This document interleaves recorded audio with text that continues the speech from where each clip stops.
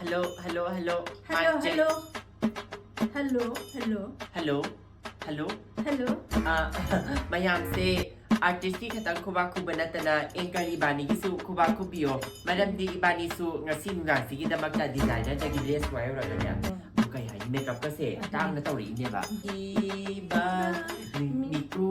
ta gi ithan ho ki tha boy se puning gi yawa nang gi wa khala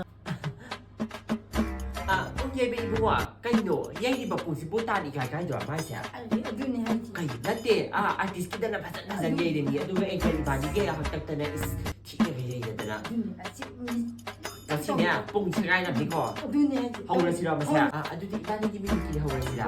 Hau sa gi ta imong se mi ro le sa bo pa gi khwai da gi pha ba da ba pham se ka ram ma ne oi ge do no Ngan pukpagi khwaidagi phaba mafamdi lu nanba amasung yam cheksinbigadamni aduna hospital na oigani hospital na mayam mayam announcement amta tawjage mayam na sel tha ba matam da ne mai da amasung hakta da ne songsat bi ra kanu artist ku ne recipe to yu mayam aduna haura se ahanda chidi kana hana ko thu achigi ihan ba si dinya priority pi boy ne ne akhoi gi oza evergreen guru ketra se hana se ta lek pi na ba mayam da among kan na ningsing jari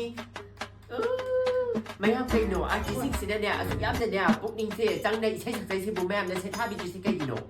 yam phase matang chidi mayam gi damaktan kawthok charake laptangom jabi Madam ke sorani stage ta lek pi lo o mai dai asida le pi ba nupa masa mayam artist nupa na sai sak la pa da su puning thogat po ina zawai khara sabi lo kai no nupi chang da sa no That's right. Misal ni kai no discrimination. Kai no sonda to jibo Nupa gi line da somda nupi gi line da somda tonga na le piu akhoi hayeng nonga laga singdong patan jai organization sina mayam announcement amta ka tawjagi isai asida lo salakpada kai gumba hayeng sian bakhot pa yauna ragadi organization asida dai ta kai ta longzaroi Kaigo mamta la toksa ke ngasi ki program sida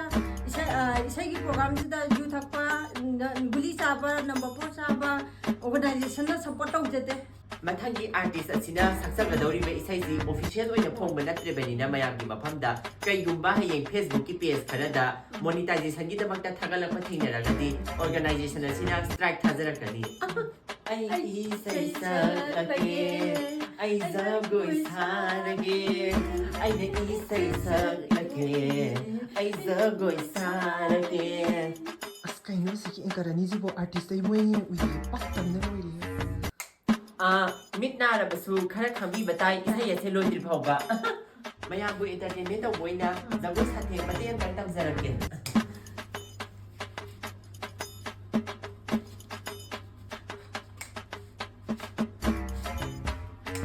As Inkarani si ate asi chinto ko patam na mo rin asi Asi hindi si to